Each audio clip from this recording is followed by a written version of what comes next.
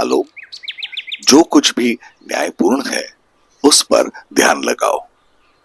तीसरा बिंदु जिस पर प्रेरित पौलुस हमें ध्यान लगाने के लिए कह रहा है वह फिलिपियों के 4 अध्याय उसके 8वें पद में लिखा है। वह है न्यायपूर्ण बातें। न्याय की अलग अलग परिभाषाओं के सामने हम इसे कैसे लागू कर सकते हैं?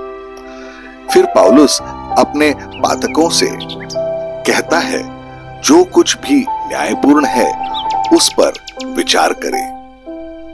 सत्य और नेकी के बाद न्याय से बेहतर कॉन्सेप्ट और क्या हो सकता है?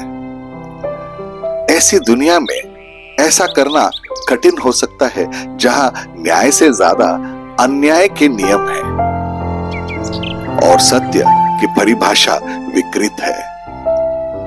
उदाहरण के लिए हम ऐसी दुनिया में रहते हैं जहां अन्यायपूर्ण तरीके से पैसे, प्रसिद्धि और शक्ति वाले लोग अक्सर हत्या या अन्य अपराधों से बच निकलते हैं। लेकिन ऐसी दुनिया में जहां लोग लगातार इस बात पर बहस करते हैं कि न्याय क्या है और अन्याय को कैसे ठीक किया जाए, इस विषय पर ध्यान लगाने की कोशिश करते समय हम कहां से शुरू करें? न्यायपूर्ण होने का क्या अर्थ है? आइए उनमें से कुछ पर नजर डालें। न्यायपूर्ण होने का मतलब हो सकता है निर्दोष, सही, धार्मिक, हर किसी को उसका हक देना, वह जो वैसा ही हो जैसा उसे होना चाहिए। सीधे शब्दों में कहें तो निष्पक्ष होना और जो सही है वही करना। ऐसी परिभाषाएं हैं जो परस्पर विरोधी हो सकती हैं।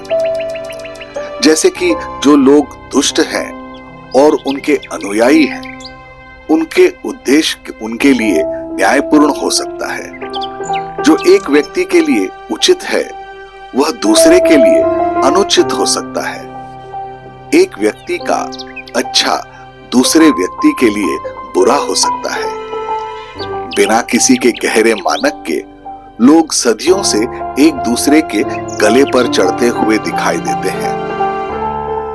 दूसरों पर क्या उचित है और क्या गलत है, इस बारे में अपने विचार थोपने की कोशिश कर रहे हैं।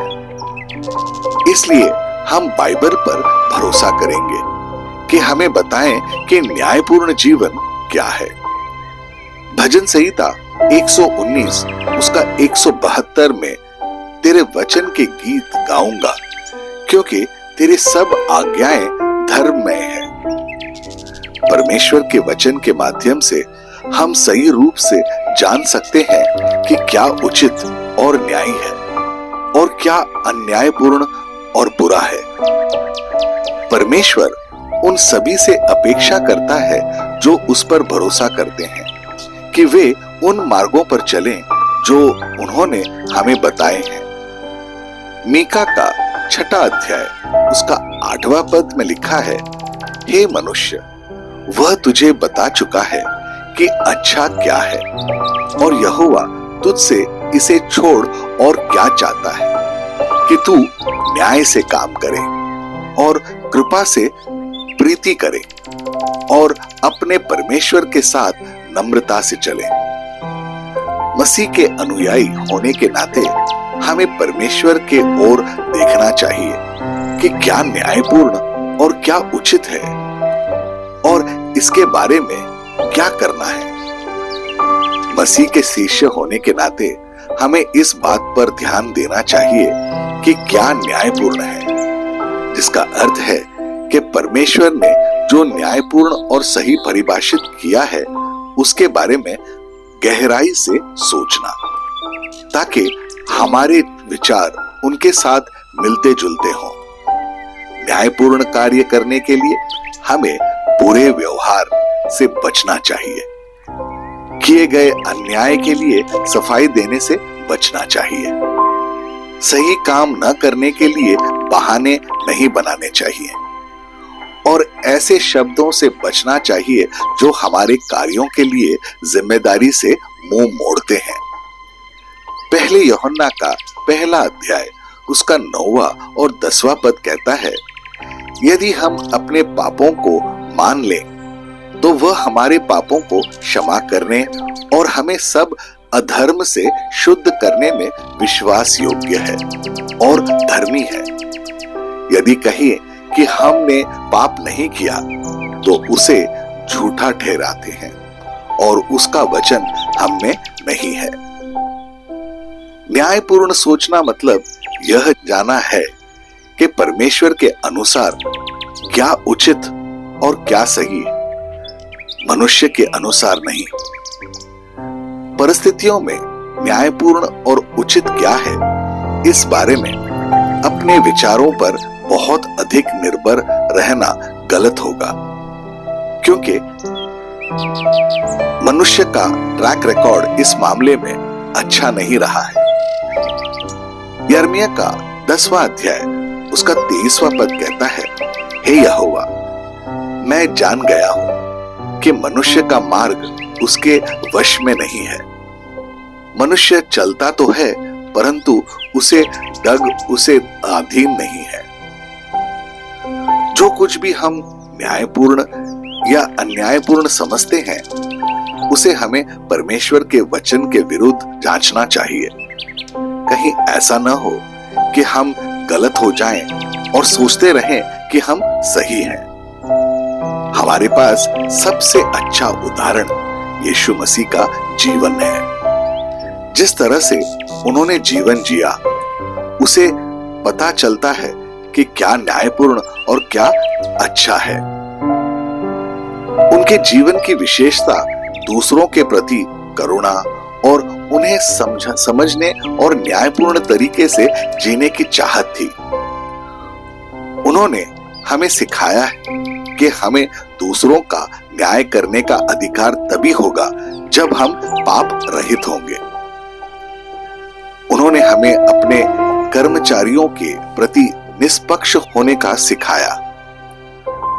उन्होंने हमें सबसे बढ़कर दूसरों के साथ वैसा ही व्यवहार करना सिखाया जैसे हम चाहते हैं कि हमारे साथ किया जाए। लूका रचित सुसमाचार उसका 6वां अध्याय उसका 31वां पद कहता है, और जैसे ही तुम चाहते हो कि लोग तुम्हारे साथ करें, तुम भी उनके साथ वैसा ही करो।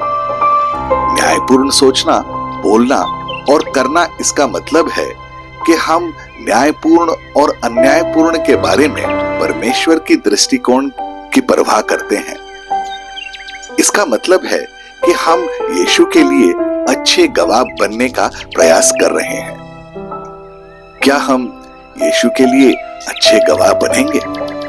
क्या हमारा जीवन हमें न्यायपूर्ण कहेगा? आइए प्रार्थना करें। प्रिय प्रभु यीशु, हमें अपने तरीके सिखाने के लिए आपका धन्यवाद। हम चाहते थे कि दूसरे हमारे साथ अच्छा व्यवहार करें, लेकिन हम खुद दूसरों के प्रति अपने व्यवहार में इसका पालन नहीं कर रहे थे।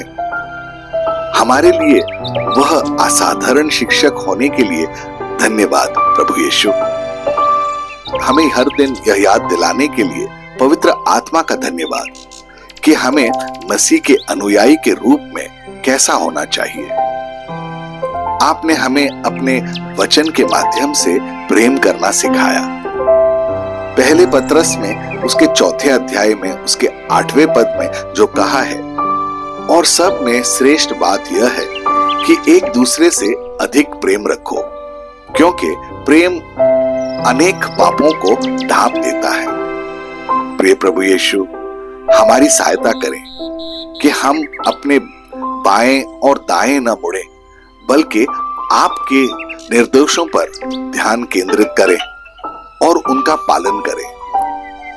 आपकी दया और प्रेम के लिए एक बार फिर धन्यवाद। यीशु, आपके अनमोल नाम में हम प्रार्थना करते हैं।